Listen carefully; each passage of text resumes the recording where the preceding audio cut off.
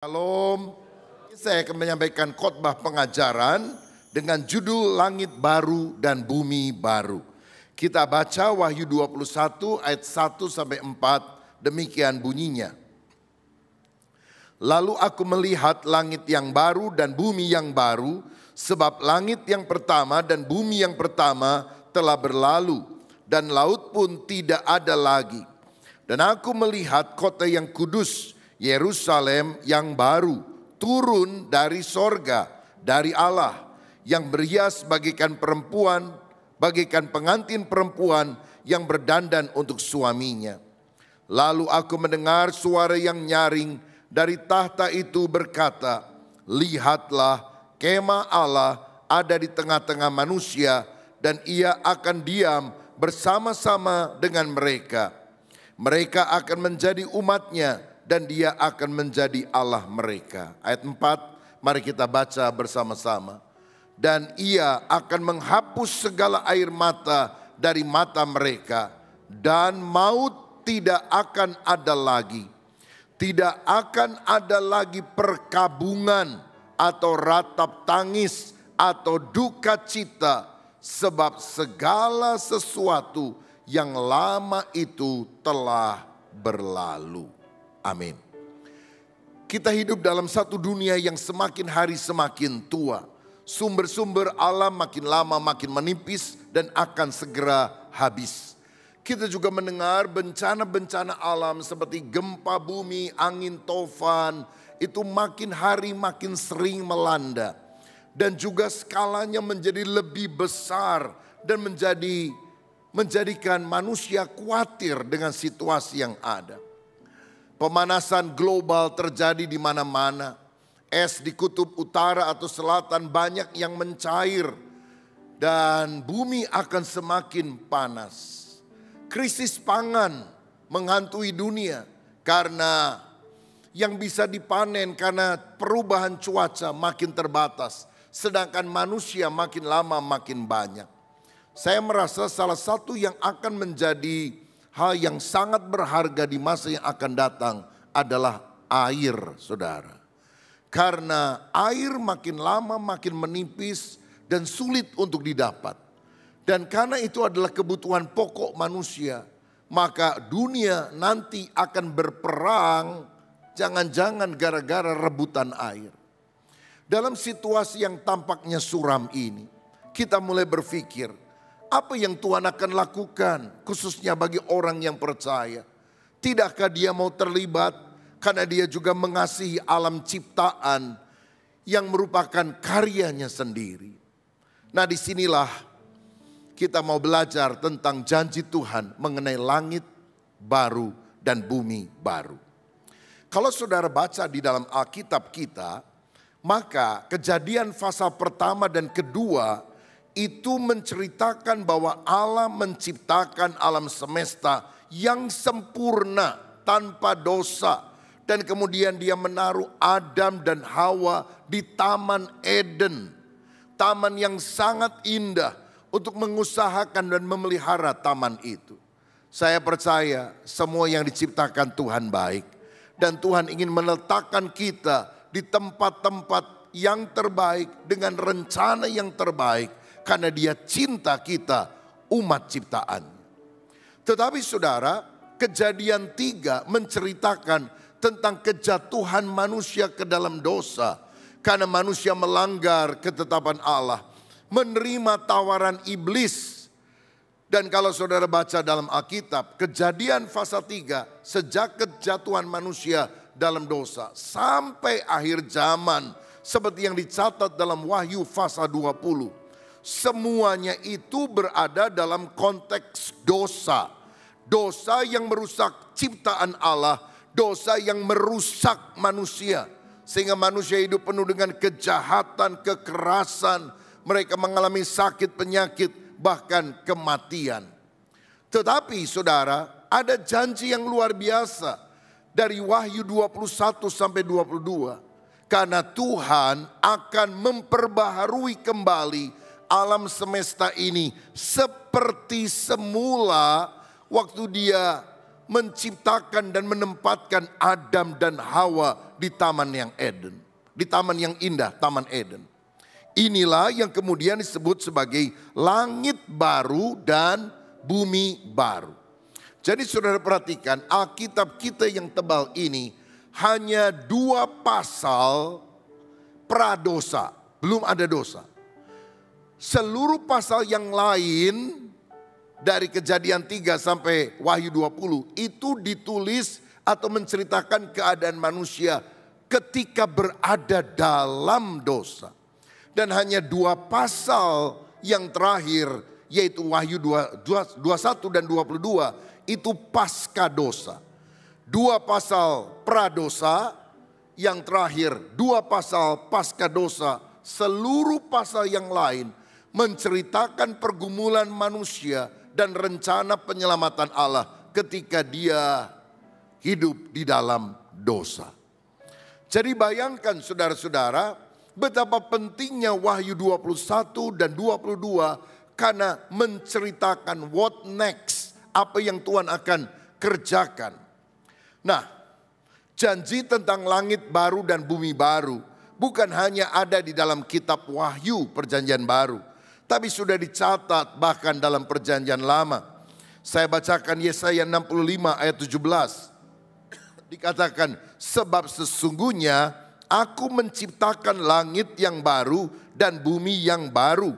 Hal-hal yang dahulu tidak akan diingat lagi dan tidak akan timbul lagi dalam hati.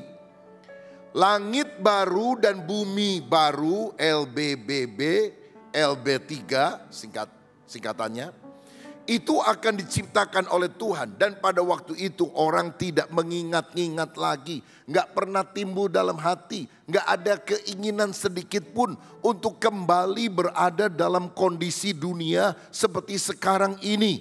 Karena semuanya diciptakan begitu indah dan baru.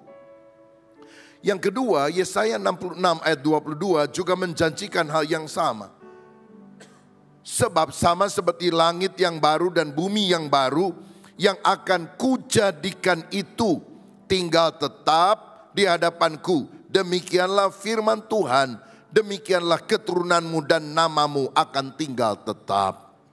Langit dan bumi baru ini akan tinggal tetap untuk selama-lamanya, kekal. Langit dan bumi sekarang akan berlalu. Langit dan bumi akan lenyap. Bumi yang kita tinggali sekarang akan lenyap. Tapi Tuhan bilang, aku akan menciptakan sebuah ciptaan yang tetap selama-lamanya. Yaitu langit baru dan bumi baru. Inilah karya Allah, kasih Allah. Dia menyediakan untuk saya dan saudara orang-orang yang dikasihinya. Dan Alkitab berkata, anak-anakku akan tetap sampai selamanya. Orang benar tidak akan binasa, tapi bersama dengan Yesus dari kekal sampai kekal selamanya.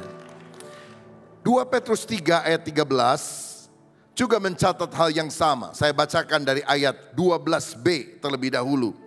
Pada hari itu langit akan binasa dalam api dan unsur-unsur dunia akan hancur karena nyalanya. Tetapi sesuai dengan janjinya kita menantikan langit yang baru dan bumi yang baru di mana terdapat apa? Kebenaran. Jadi kita bilang dunia ini yang dulu pernah dimusnahkan oleh banjir besar, air bah, tidak akan dimusnahkan lagi oleh air. Tuhan berjanji dengan memberikan pelangi. Tetapi Alkitab bilang dunia akan dihancurkan oleh hujan api dan belerang, saudara. Dan setelah peristiwa itu Tuhan akan menciptakan langit baru dan bumi yang baru. Di mana terdapat kebenaran, tidak ada dosa, tidak ada kejahatan di dalamnya. Siapa yang rindu masuk ke langit baru dan bumi yang baru? Boleh angkat tangan tinggi-tinggi. Kita berikan tepuk tangan yang paling meriah untuk Tuhan kita. Haleluya. Nah saudara-saudara, langit baru dan bumi baru itu kapan akan terjadi? Ini akan terjadi setelah serangkaian peristiwa akhir zaman. Nah, saya catat ada beberapa hal besar di akhir zaman. Dan kalau saudara mau mendengar lebih jauh, studi lebih lanjut, saya cantumkan ini alamat di YouTube-nya, saudara bisa dengarkan supaya punya gambaran yang lebih jelas. Saudara boleh catat atau boleh foto. Langit baru dan bumi baru ini akan terjadi setelah peristiwa akhir zaman. Apa saja? Pertama, pengangkatan orang percaya. Tuhan akan menampakkan diri di awan-awan, belum menjejakkan kaki di bumi. Dan orang percaya akan diubah dalam sekejap mata. Termasuk orang yang mati dalam Kristus akan mengenakan tubuh kebangkitan.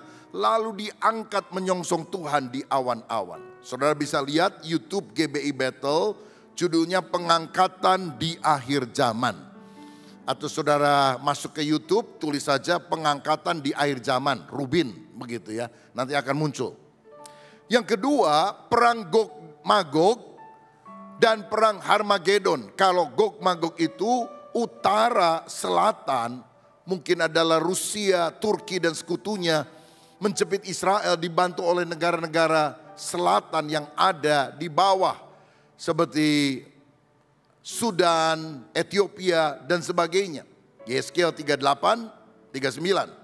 Dan juga Harmagedon, Wahyu 16 ayat 16. Saudara bisa cari YouTube GBI Tasikmalaya. Konflik Hamas versus Israel dan masa depan dunia. Saya menjelaskan tentang dua perang besar di akhir zaman. Yang ketiga, antikris akan muncul. 2 Tesalonika 2 ayat 1 sampai 12. Saudara bisa lihat hal tersebut.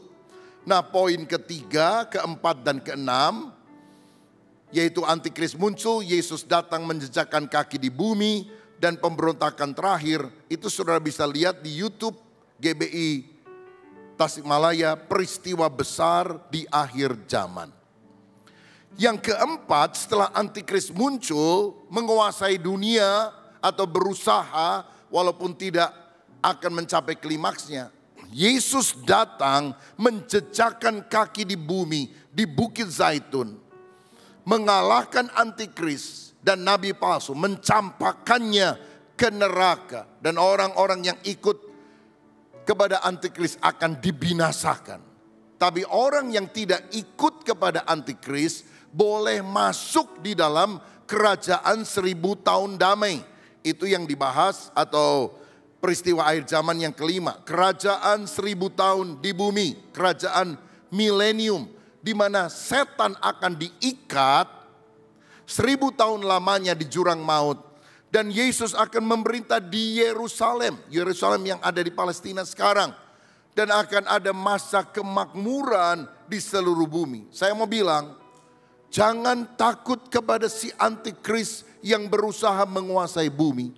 Karena antikristus tidak akan pernah bisa menguasai seluruh bumi.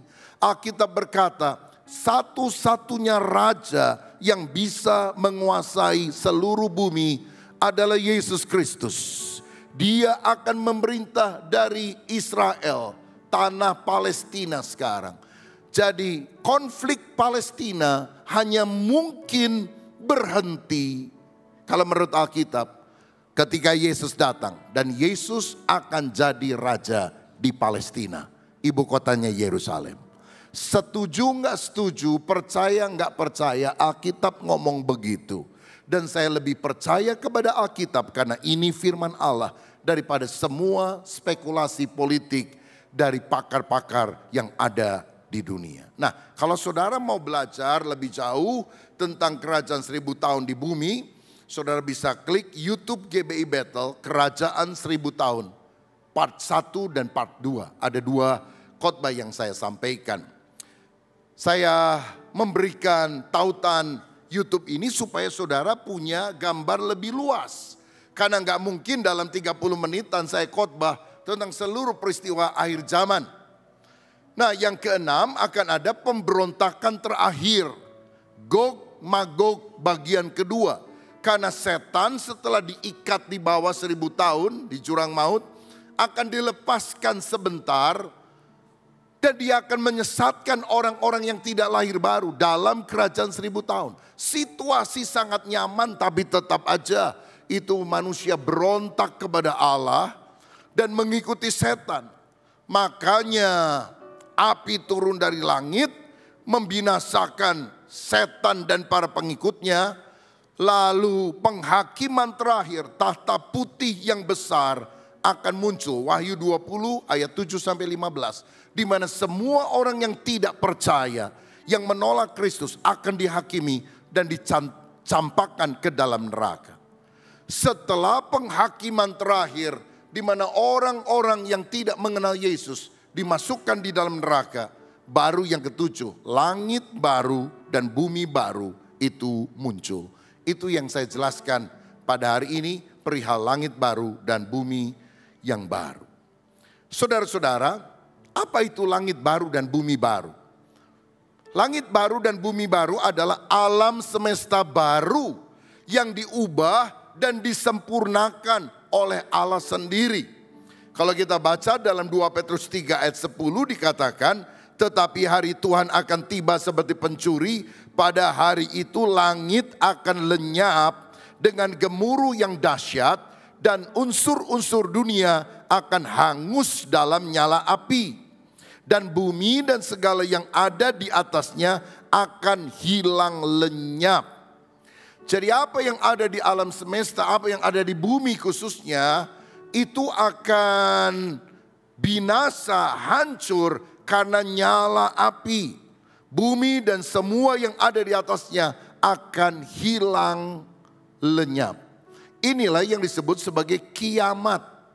Tapi kiamat itu masih jauh, saudara. Setelah kerajaan 1000 tahun damai di atas muka bumi, di mana Yesus menjadi raja di Yerusalem. Nah, dan setelah peristiwa itu ada pemberontakan iblis dan para pengikutnya dibakar, dibinasakan oleh Allah dan semuanya dilemparkan ke lautan api. Baru kemudian karena semuanya sudah lenyap oleh api, maka Tuhan menciptakan yang baru, langit baru dan bumi baru. Langit baru, bumi baru akan muncul setelah kiamat tersebut. Nah, ini ada pertanyaan, bahkan perdebatan di antara para teolog. Apakah langit baru dan bumi baru itu benar-benar baru karena yang lama dimusnahkan, ataukah bumi dan langit yang sekarang akan diperbarui?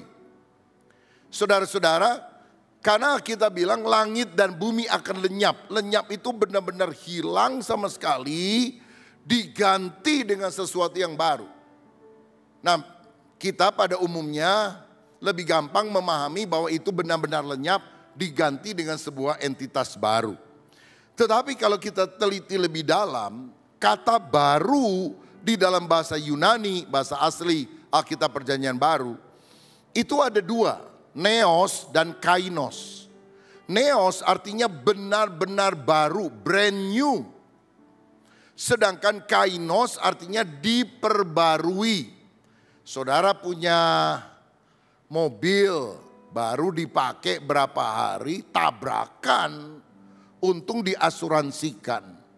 Nah, jadi kemudian diganti, digantinya bisa dua jenis. Waduh, rusak parah ini mah, udahlah ditarik aja yang lama, diganti yang baru, brand new. Jadi yang lama sudah gak dipakai lagi, dibuang, dimusnahkan. Sedangkan yang baru itu muncul. Atau yang kedua, kainos. Artinya mobil yang habis tabrakan masuk bengkel, mungkin sebulan lebih, dan ketika keluar seperti benar-benar baru. Masih yang lama sebetulnya yang tabrakan, tapi semuanya sudah direnovasi, ditransformasi menjadi benar-benar seperti barang yang baru.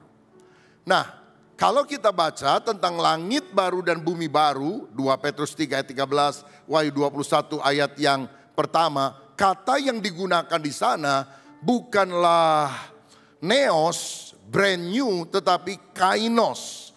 Jadi mungkin saja langit dan bumi yang sekarang ini diperbarui oleh Tuhan. Ini dua kubu yang saling bertentangan pendapat tentang itu. Salah satu hal yang bisa menjelaskan adalah misalnya kita manusia berdosa. 2 Korintus 5 ayat 17, setelah kita lahir baru dikatakan, jadi siapa yang ada dalam Kristus dia adalah ciptaan yang baru. Yang lama sudah berlalu, sesungguhnya yang baru sudah datang. Pertanyaannya, kalau Tuhan menciptakan kita menjadi ciptaan yang baru, orangnya masih sama atau tidak? Manusianya masih sama atau tidak? Sama, tapi diperbarui oleh Tuhan. Orangnya masih sama, alamat rumah mungkin masih sama, rambutnya masih sama, tapi sifatnya, karakternya berbeda karena karakter ilahi yang masuk. Nah, saudara-saudara, apapun yang akan terjadi, yang jelas Tuhan akan memperbaharui, mentransformasikan, mengubahkan dunia yang sudah makin tua dan ancur-ancuran ini menjadi sebuah tempat yang sangat indah, seperti ketika Dia menciptakan di awal penciptaan, di mana Taman Eden ada di sana. Nah, kalau kita lihat selanjutnya dalam Wahyu 21 ayat 2 dan 3 tadi, Alkitab berkata, dan aku melihat kota yang kudus Yerusalem yang baru turun dari sorga, dari Allah, yang berhias bagaikan pengantin perempuan yang berdandan untuk suaminya. Lalu aku mendengar suara nyaring dari tahta yang berkata, lihatlah kemah Allah ada di tengah-tengah manusia, dan Ia akan diam bersama-sama dengan mereka. Mereka akan menjadi umatnya, dan Dia akan menjadi Allah mereka. Nah, saudara, pada waktu langit baru dan bumi baru itu dijadikan oleh Tuhan, maka Yerusalem baru akan turun dari sorga. Kini Yerusalem baru itu ada di sorga.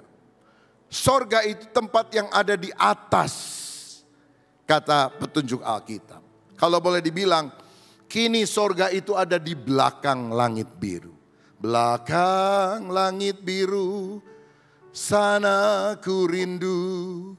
Belakang langit biru, ada mahkotaku.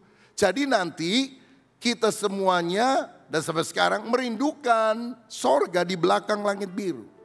Dan saya percaya heaven is a real place. Sorga adalah tempat yang benar-benar ada dan nyata. Bukan cuma perasaan atau kondisi. Kenapa? Sebab waktu Yesus bangkit, kemudian naik ke sorga, maka Dia akan menuju a place, sebuah tempat. Bukan suatu kondisi entah di mana begitu. Jadi sorga sekarang ada di atas, dan kemudian kita merindukan untuk dibawa ke atas.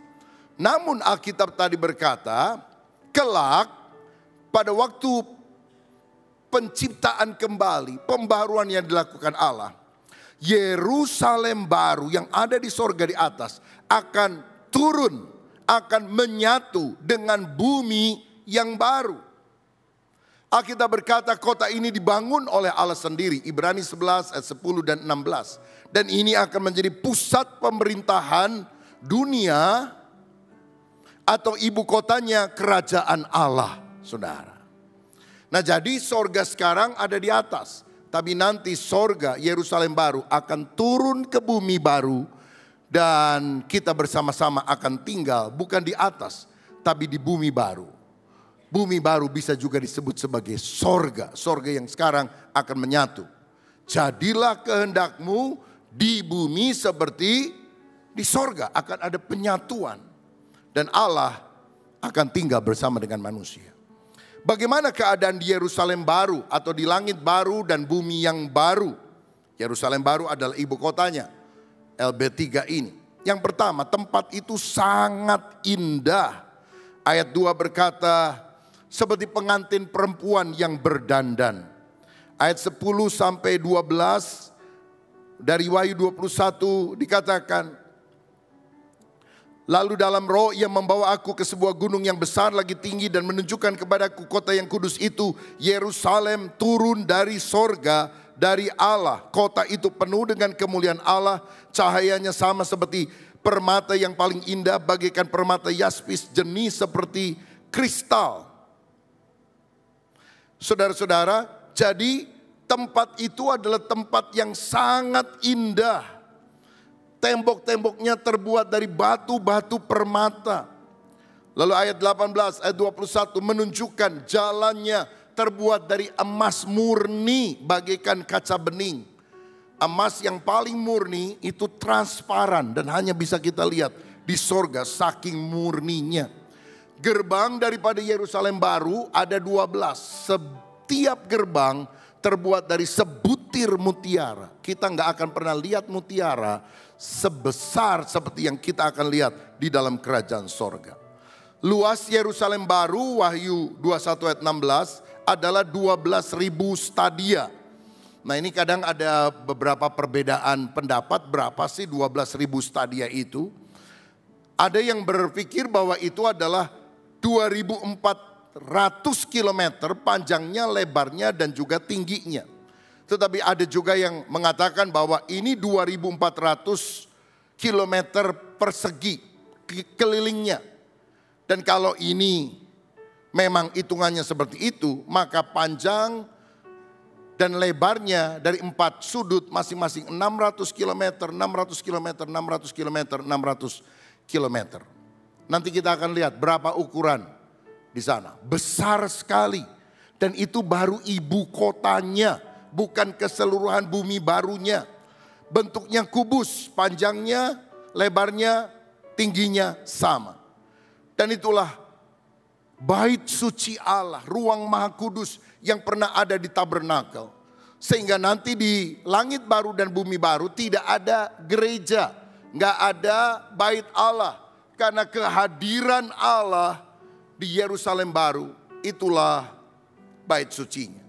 Kita akan mengenakan tubuh kemuliaan, bisa pindah cepat, tidak dibatasi oleh ruang. Wah, kalau tingginya 600 km atau 2.400 km, gimana kita bisa naik ya? Lift sebesar apa, setinggi apa? Jangan khawatir. Nanti kita punya tubuh seperti tubuhnya Yesus setelah bangkit. Bisa pindah cepat. Zret, zret. Lantai 52, seret. Lantai 5012, seret. Begitu. Kahanap deui, turun ke bawah, seret. Langsung, saudara. Betapa luar biasanya yang Tuhan ciptakan. Itu sebabnya kalau saudara pergi ke sana, jangan lupa bawa kamera. Karena semua sudut akan menampilkan keindahan yang luar biasa. Nah di tempat itu juga adalah tempat yang sempurna. Dalam langit baru, bumi baru tidak ada kematian, tidak ada dosa. Wahyu 21 ayat 4 tadi berkata, dan ia akan menghapus segala air mata dari mata mereka. Maut tidak akan ada lagi. Tidak akan ada lagi perkabungan atau rata tangis atau duka cita. Sebab segala sesuatu yang lama telah berlalu. Jadi nggak akan nangis, nggak akan berduka cita. Tidak ada maut, berarti tidak ada kematian. Bahkan ayat 8 berkata, orang-orang penakut, tidak percaya, keji, pembunuh, sundal, tukang sihir, penyembah berhala, pendusta, semuanya tidak akan ada di langit baru dan bumi baru. Karena semuanya akan dicampakkan di dalam api neraka. Dan ayat 6 berkata, Kristus yang adalah yang awal dan akhir, Alfa Omega, ada di sana. Dan dia memberikan damai sejahtera kepada semua penduduknya. Oh betapa kita rindu untuk ada di langit baru dan bumi baru. Bagaimana kita bisa masuk ke dalamnya? Wahyu 21 ayat 27 mencatat ini. Wahyu 21 ayat 27. Tetapi tidak akan masuk ke dalamnya sesuatu yang najis. Atau orang yang melakukan kekejian atau dusta. Baca bersama. Tetapi hanya mereka yang namanya tertulis di dalam kitab kehidupan anak domba itu. Kalau saudara rindu masuk ke Yerusalem baru, ke langit baru dan bumi baru. Syaratnya nama kita harus tercatat dalam buku kehidupan di sorga. Caranya bertobat dari segala dosa. Benar-benar percaya kepada Yesus. Dosa kita diampuni, kita dilahirbarukan. Kalau nama tidak tercatat, kita masuk neraka. Jangan sampai masuk neraka. Karena Tuhan menyediakan yang terbaik bagi kita. Yerusalem baru, langit baru dan bumi baru. Ini tempat yang sangat luas. Yerusalem baru hanya ibu kotanya. Sedangkan tempat-tempat yang lain, pemerintahan Allah juga akan ada di sana. Biar kita tercatat namanya dalam kitab kehidupan. Kalau ada di antara saudara yang hari ini tidak yakin saudara mati, saudara masuk sorga atau masuk neraka, bertobatlah, undanglah Yesus. Karena sorga sekarang di langit itu akan turun dan dinamai langit baru, bumi baru. Yaitu tempat di mana kita bersama-sama dengan Tuhan. Yang terakhir, bagaimana keadaan kita kelak di langit baru, bumi baru? Wahyu 22 ayat 3-5. Maka tidak akan ada lagi laknat, tahta Allah dan tahta anak domba akan ada di dalamnya, dan hamba-hambanya akan beribadah kepadanya. Dan mereka akan melihat wajahnya, dan namanya akan tertulis di dahi mereka. Dan malam tidak akan ada lagi di sana. Dan mereka tidak memerlukan cahaya lampu atau cahaya matahari. Sebab Tuhan Allah akan menerangi mereka. Dan mereka akan memerintah sebagai raja sampai selama-lamanya. Saudara, yang pertama, di sana kita akan beribadah kepada Tuhan selama-lamanya. Makanya kita harus rajin beribadah, memuji, menyembah Tuhan. Karena satu kali apa yang kita lakukan dengan sungguh-sungguh akan kita lakukan lagi di dalam kerajaan sorga atau langit baru dan bumi baru. Makanya saya heran kalau ada orang yang malas ibadah tapi pengen masuk sorga. Lah ngapain saudara di sorga ibadah 1,5 jam aja malas? Nanti kekal selama-lamanya loh saudara sekalian. Jangan sampai nanti saudara komplain. Aduh, malaikat bosen nih cuma penyembahan, memuliakan Tuhan. Mendingan di neraka aja deh. Lumayan banyak bintang filmnya. Aduh, di sini ngerokok juga nggak bisa, karena nggak ada apinya, saudara sekalian. Api di sana semuanya, gede-gede tuh apinya, saudara. Makanya kita harus menyesuaikan diri dengan pola kehidupan sorgawi, karena kita akan ke sana. Yang kedua, kita akan melihat Tuhan muka dengan muka. Kita sekarang masih terpisah, belum melihat Dia dalam keadaan yang sebenarnya. Tapi nanti kita akan memandang wajah Tuhan. Yang ketiga, kita akan memerintah sebagai raja bersama-sama dengan Yesus. Saudara, Yerusalem baru adalah ibu kotanya. Nanti bentuk bumi baru itu sangat berbeda dengan bumi yang sekarang. Dikatakan tidak akan ada lagi laut, hal-hal yang buruk yang terjadi. Nggak ada. Semuanya akan diubah luar biasa oleh Tuhan. Yerusalem baru adalah ibu kotanya. Tapi akan ada kerajaan-kerajaan. Dan kita akan memerintah sesuai dengan penugasan-penugasan dari Tuhan. Orang yang hanya percaya Yesus tapi tidak mau melayani, tidak sungguh-sungguh. Ya mungkin dia masih diselamatkan ketika dia percaya kepada Tuhan. Tapi nggak dapat pahala. Akibatnya dia menjadi rakyat di sana. Sedangkan kita akan memerintah bersama dengan Yesus. Ditempatkan dalam berbagai posisi yang ada.